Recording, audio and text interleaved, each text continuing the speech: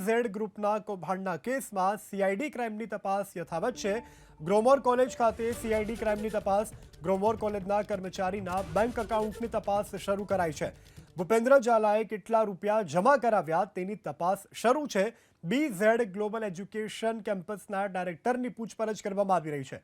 BZ group સાથે સંકળાયેલા રિશિત મહેતા કે જેની હાલ પૂછપરછ ચાલી રહી છે।